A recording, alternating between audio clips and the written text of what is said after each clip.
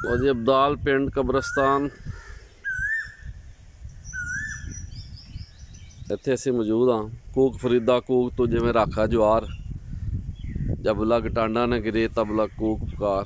अपरा मझां बनियां ने जी, वेख सकदे हो तुसीं सफेदे दे बूटे ने ते इस टाइम चढ़ बागें कोयल कूकदी, नित सोज अलम दे फूकदी। आवाज़ आ रही है जी कोयल दी ते बाग दे विच इस टाइम किसी बूटे ते बैठी है तो यदी आवाज़ जी गूंज रही है।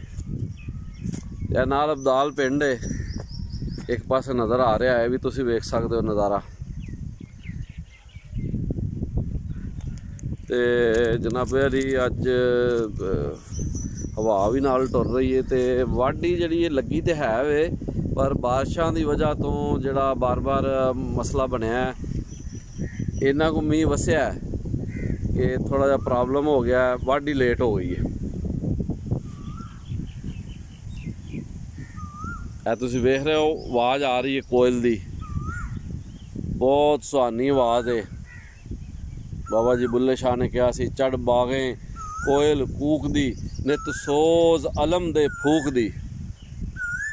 वाह वाह जी वाह। तूत दे बूटे उत्ते लगदा बैठी है।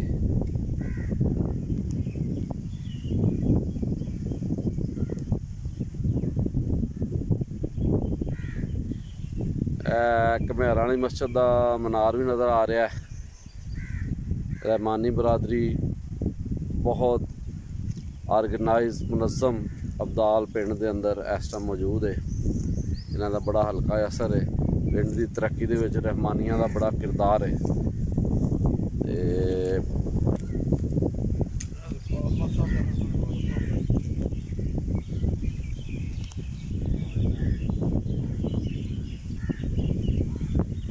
जी चाचे होरां दी मुबारक है जी, मोहम्मद असलम वल फजल भट्टी रहमतुल्लाह अलैह। परिंदियां दी आवाज़ां भी आ रही ने, चिड़ियां ने जी। ते बस जंगली हयात वास्ते कोई अल्लाह करे कोई सोचन लग पै। उन्हें वेखो ना एक आवाज़ आई है, यह जंगली हयात है असल नेचुरल जगह जी जी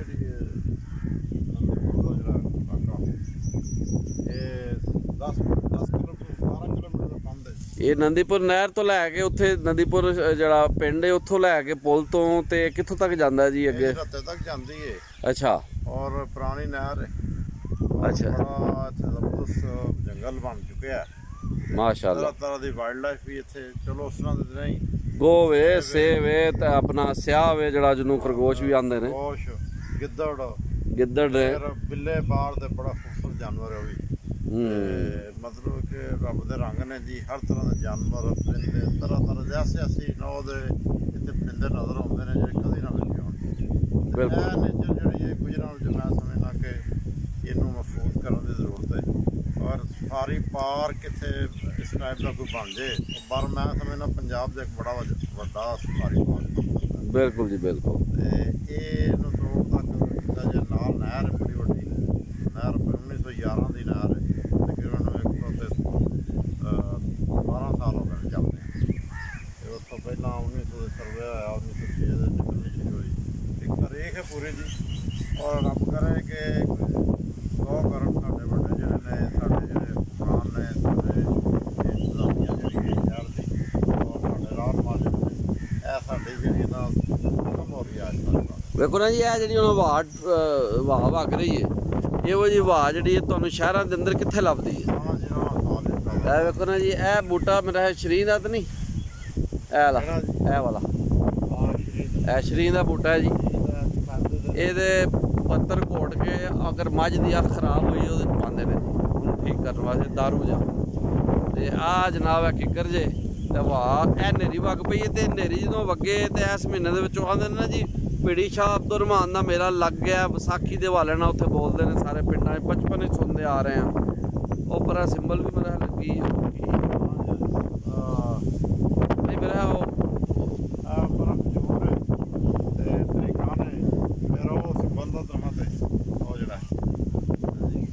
बड़ा जबरदस्त नेचर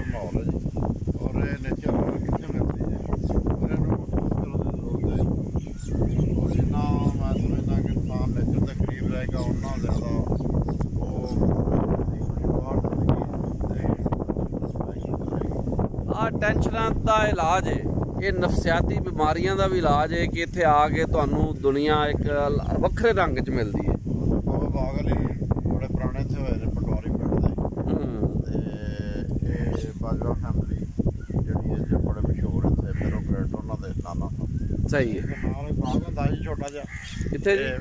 ਨਾਲ ਹੀ ਬਾਬਾ ਬਾਗ ਵਾਲੀ ਦੇ ਨਾਲ ਨਾ ਇੱਕ ਬਾਗ ਲਾਇਆ ਹੁੰਦਾ ਸੀ ਅੰਬਾਂ ਦਾ। ਇਹ ਜਿਹੜੀ ਪੈਲੀ ਹੈ, ਜਿਹੜੀ ਬਾਹਰ ਵੱਲ ਨੂੰ, ਇਹ ਪਿੰਡੋਂ ਬਾਹਰ ਮਤਲਬ ਇਹ ਸ਼ੁਰੂ ਤੋਂ ਵੀ ਜੀ ਹੈ ਜਿਹੜੀ ਕਬਰਸਤਾਨ ਦੇ ਨਾਲ? ਹਾਂ, ਇਹ ਤਾਂ ਸ਼ੁਰੂ ਤੋਂ ਹੀ ਹੈ। ਇਹ ਆਬਾਦੀ ਵੈਸੇ ਹੁਣ ਸਾਰੀ ਇਹਨਾਂ 20-25 ਸਾਲ ਚ ਫੈਲੀ ਹੈ, ਪਹਿਲਾਂ ਆਬਾਦੀ ਨਹੀਂ। ਮੇਰੇ ਖਿਆਲ ਹੈ ਜਿਹੜੇ ਪਿੰਡੋਂ ਬਾਹਰ ਖੂਹ ਹੁੰਦੇ ਹਨ, ਇੱਥੇ ਹੁਣ ਆਬਾਦੀ ਆ ਗਈ। ਆਬਾਦੀ ਆ ਗਈ, ਆਬਾਦੀ ਫੈਲਦੀ ਜਾ ਰਹੀ ਹੈ ਜੀ। ਤੇ ਪਤਾ ਨਹੀਂ ਇੱਥੇ ਸ਼ਹਿਰ ਹੀ ਵਸ ਜਾਣਾ ਜੇ। ਨਹੀਂ, ਉਹ ਇਹ ਵੇ ਕਿ ਲੈਂਡ ਮਾਫੀਆ ਨਾ ਆਵੇ, ਜਿਹੜੀ ਨੈਚੁਰਲ ਆਬਾਦੀ ਵੱਧਦੀ ਹੈ ਉਹ ਨਹੀਂ ਖਤਰਨਾਕ। ਲੈਂਡ ਮਾਫੀਆ ਨਾ ਜੀ ਧੂੜਾ ਪੁੱਟੇ ਜਾ ਰਹੀ ਹੈ ਇੱਥੇ ਲੈਂਡ ਮਾਫੀਆ। ਪ੍ਰਾਫਿਟ ਹੀ ਇੰਨਾ ਕਿ ਮੈਂ ਨਾ ਜੀ ਉਹਨਾਂ ਕੋਲ ਪੈਸਾ, ਖੁੱਲਾ ਪੈਸਾ ਮਿਲਦਾ। ਵੇਖੋ ਜੀ, ਜਦੋਂ ਉਹਨਾਂ ਨੂੰ ਕੰਮ ਤੇ ਕਾਰੋਬਾਰੀ ਤਬਕਾ ਹੈ ਸਾਰੇ, ਹਰ ਬੰਦੇ ਨੇ ਮਤਲਬ ਮਾਫੀਆ ਰਾਜ ਇਸ ਮੁਲਕ ਹੈ ਜੀ। ਅੱਲਾ ਕਰੇ ਕਿ ਕਦੀ ਮਾਫੀਆ ਰਾਜ ਉਦੋਂ ਹੀ ਖਤਮ ਹੋਏਗਾ ਜਦੋਂ ਹੁਕਮਰਾਨ ਜਿਹੜੇ ਨੇ ਆਪਣੇ ਤੇ ਕਾਨੂੰਨ ਨਾਫਜ਼ ਕਰਨਗੇ। ਜਿੰਨੀ ਦੇਰ ਤੱਕ ਵੱਡੇ ਲੋਕ, ਅਲੀਟ ਕਲਾਸ ਆਪਣੇ ਦੇ ਕਾਨੂੰਨ ਨਾਫਜ਼ ਨਹੀਂ ਕਰਨਗੇ ਤੇ ਕਦੇ ਵੀ ਜਿਹੜਾ ਨਾ ਇਹ ਮਾਫੀਆ ਇੱਕ ਸਿਸਟਮ ਰੂਲ ਆਫ ਲਾ ਨਹੀਂ ਕਰਦਾ ਜੀ। ਇੱਕ 18ਵੇਂ ਗ੍ਰੇਡ ਦਾ, 19ਵੇਂ ਦਾ, 20ਵੇਂ ਗ੍ਰੇਡ ਦਾ ਅਫਸਰ ਜਦੋਂ ਵੱਡੀ ਗੱਡੀ 'ਚ ਬੈਠਾ ਹੁੰਦਾ ਹੈ, ਉਹਨੂੰ ਥੱਲੇ ਸੜਕ ਨਾਲ ਕੀ ਜਿਹੜੀ ਟੁੱਟੀ, ਉਹ ਜਿਸ ਵੇਲੇ ਮਾਈਂਡ ਸੈਟ ਬਣ ਚੁੱਕਿਆ।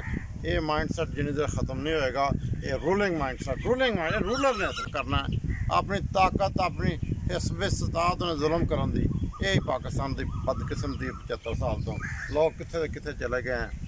ਅੱਜ ਅਸੀਂ ਇੱਥੇ ਆਏ ਹਾਂ, ਦਿਲ ਗਮਗੀਨ ਵੀ ਹੈ ਤੇ ਪਰੇਸ਼ਾਨ ਵੀ ਹੋ ਜੀ ਗਿਆ।